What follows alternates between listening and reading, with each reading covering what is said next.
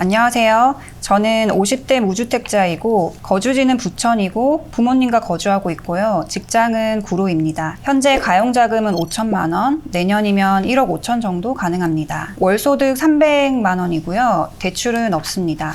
원하는 지역은 경기, 부천, 인근 수도권이고 청약저축 납입금 680만 원, 청약점수 52점입니다. 무주택자 조건을 이용해서 주택을 구매할 수 있을까요? 현재 자금을 경매나 다른 지방에 투자를 해야 하는지 불안한 마음에 사연을 보냅니다. 네. 조금 더 디테일하게 개발 호재까지 오늘 준비했습니다. 네. 이분께서는 자본금이 많지 않으시기 때문에 사실은 선택할 수 있는 폭이 생각보다는 많지 않으신 것 같아요. 근데 그래도 분양 단지가 있기 때문에 한번 좀 보도록 하겠습니다. 그리고 예전에는 부천이 이제 뭐 원미구, 오정구, 소사구로 해서 이제 구로 나눠져 있었어요. 네. 근데 지금 여러분들 보시는 것처럼 구의 표시가 없죠. 부천은 2016년도에 원래 구가 있었는데 이게 폐지가 됐어요. 행정구역이. 네. 부천시 무슨 동 이렇게 이제 움직이고 있습니다. 우리가 규제 지역을 묶을 때 보통은 뭐 팔달구, 영통구 이런 식으로 먼저 좋은 구를 먼저 묶고 그 다음에 뭐 장안구, 권성구 이렇게 후순위로 묶었단 말이에요.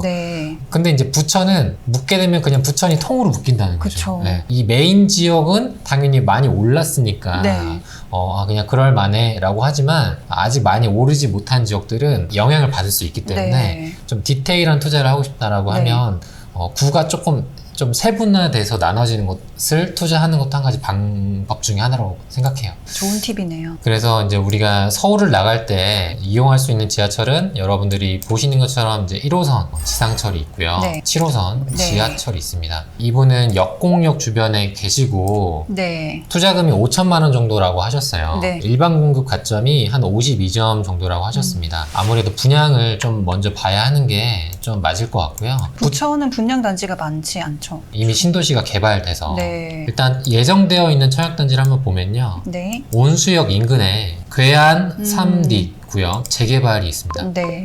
괴한 아니고 괴안동. 그래서 한 절반이 조합원, 절반이 이제 일반 분양이 나올 예정입니다. 여기 보시는 것처럼 1호선, 그 다음에 7호선 더블 역세권이죠. 걸어갈 수 있는 거리에 위치해 있기 때문에 괜찮은 선택지라고 보여지거든요. 52점이면 좀 이렇게 확률이 있을까요? 그래도 정당 당첨이 되거나 또는 그래도 예비 안에는 들어갈 수 있는 또 무엇보다 지금 자금이 많지 않기 때문에 일단 한번 도전해보는 게 어떨까 싶어요. 분양가는 혹시 대략적으로 나왔을까요?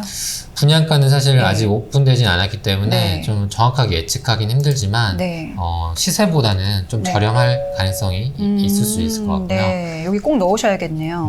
그래서 기존의 아파트 단지와 어우러져서 좀 대단지의 느낌을 줄 수 있기 때문에 좋을 것 같고요.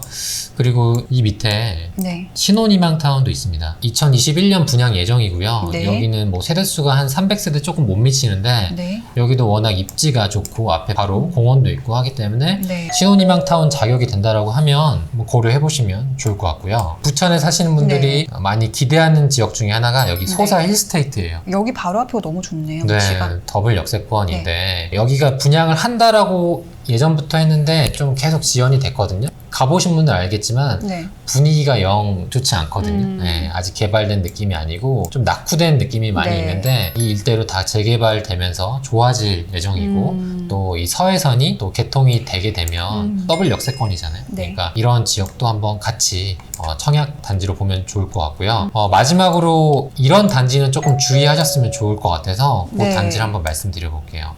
우리가 분양을 하다 보면 분양이 전부 다 좋은 건 아니거든요. 그 안에서 또 옥석을 조금 가려야 합니다. 지금은 상승장이다 보니까 어떤 청약에는 다 좋은 거 아니야 이렇게 생각할 수 있지만 약간 애매한 물건들도 좀 보이기도 해요. 여기는 이제 원종동, 여기는 그 고도 제한이 있어서 비행기가 날아다니는 지역이기 때문에 높게 지을 수가 없어요. 이미 청약은 끝난 단지이긴 하지만 저 개인적으로는 이런 단지는 한번 좀 말씀드리고 싶어서 원주민 입장에서는 저는 괜찮다고 봐요. 근데 이걸 일반 분양 받는 입장에서는 조금 고려해 봐야 한다고 생각하는데 단지가 이렇게 되어 있거든요. 마치 이제 뭐 젠가 하는 것처럼 쌓아 올린 것처럼 조금 단지가 우리에 익숙치 않죠. 이런 식으로 지상 주차장이 있고 세대수가 많지 않죠. 네. 임차하는 입장이나 그 매수하는 입장에서도 좀 황금성이 떨어질 수도 있다라는 네. 생각이 좀 들기도 하거든요. 우리가 생각하는 그 아파트라고 하면 좀 단지도 크고 한 1000세대, 많게는 1000세대까지 되고 커뮤니티 시설도 있고 약간 구축이라고 하더라도 네. 그런 상품을 좀 고르는 게 어떨까 싶어서 가끔 보면 그냥 아파트 네이밍만 보고 청약했다가 네. 막상 가보니까 별로여서 청약통장 포기하는 경우도 많거든요. 네. 홈페이지도 눌러보시고 현장도 가보시고 그렇게 해서 한번 같이 판단하시면 좋을 것 같습니다. 네. 그래서 제가 소개해드리는 이 청약단지를 이번 연도에는 분양 예정이기 때문에 사연자분께서 한번 도전해보시면 좋을 것 같습니다. 네. 괴한 D 구역이 가장 좋네요. 네, 그렇죠. 소사 에스테이트.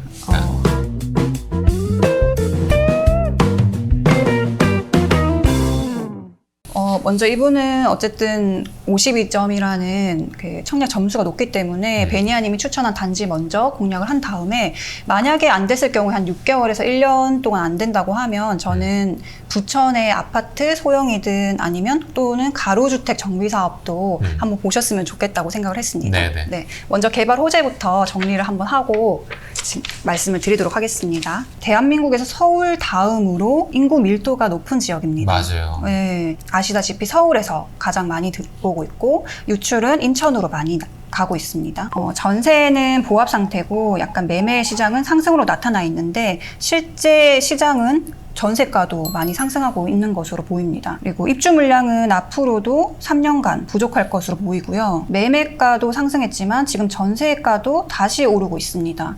그래서 전세가 가을에는 조금 더 오르기 때문에 전세가 매매가를 밀어올리지 않을까 예상을 했습니다. 그렇죠. 이게 사실은 전세가 해소가 되려면 네. 뭐 공급이 또 이루어져야 이게 네. 또 순환이 되는데 부천은 말씀드린 것처럼 공급이 또 없죠. 없기 때문에 네. 그런 부분도 좀 있을 것 같아요. 네, 가장 중요한 게 GTX잖아요. 그쵸. 부천의 종합 운동장역에 보면 네. GTX B도 들어오고 D도 들어옵니다. 아, D도요? 네, 교통의 중심지가 될 수 있다 정리할 수 있습니다. 지하철 개통이 여러 가지 준비되어 있는데요. 지금 현재 1호선, 7호선이 있고 네. 또 서해선, 소사 대곡선이 23년도에 예정이고 또 서부 강력철도가 대장에서 홍대까지 가는 게 23년도에 들어오고 신구로선까지 준비되어 있습니다. 제2경인선도 들어올 거고요. 그래서 여기서 보면 신구로선이 들어오면 목동까지 가기 때문에 목동으로 가는 학생들도 생기지 않을까. 그렇죠. 충분히 이제 생각했습니다. 학구열이 높고 학원가도 많기 때문에 다음으로 살펴보면 종합운동장 이런 역세권 개발이 있습니다. 여기는 뭐 R&D 센터라든지 첨단 지식산업센터, 문화시설, 친환경 주거시설 등이 들어오고 이제 GTX까지 들어오기 때문에 종합운동장 역세권 개발을 좀 살펴보고 여기에도 분양하는 단지가 있다면 꼭 노려보시면 좋을 것 같습니다. 네, 보시면은 뭐 네. 주상복합단 자리, 뭐 아파트 자리가 있네요. 이런 곳들은 세대수가 뭐 적지 않을 거기 때문에 네. 관심 가져보시면 좋을 것 같습니다. 또 다음으로는 가장 큰 호재일 수도 있지 않을까. GTX 다음으로 네. 생각을 했는데요. 부천 영상문화산업단지가 있습니다. 21년 3월에 사업 협약이 체결됐고 22년부터 26년까지 착공하고 준공할 예정인데 타워가 70층 정도로 지어질 거예요. 아, 70층까지요? 네. 문화시설도 많이 들어오고 이제 주변에서는 랜드마크가 될 수 있을 거라 생각을 합니다. 네. 이제 다음 호재라고 하면 아까 말씀 잠깐 해주신 것처럼 부천 대장 신도시가 들어올 예정이고 부천 역곡 공공주택 사업이 준비되어 있습니다. 또 오정 군부대 이전도 진행 예정인데 도시개발 사업으로 해서 아파트가 들어올 예정입니다. 네. 사시는 주변에 군부대가 있으면 네. 일단은 그 집값이 많이 오르지 않거나 좀 조정을 받는 경우가 많이 있어요. 네. 근데 그 이전을 하게 되면 네. 그 일대가 분위기가 많이 달라질 수 있기 때문에 네. 군부대가 주변에 있다고 해서 무조건 좋지 않다라고 생각하기보다는 군부대가 이전을 하고 네. 변화되면 어떻게 바뀔까 네. 네, 그 부분에 대한 상상도 해보면은 네. 좋을 것 같습니다.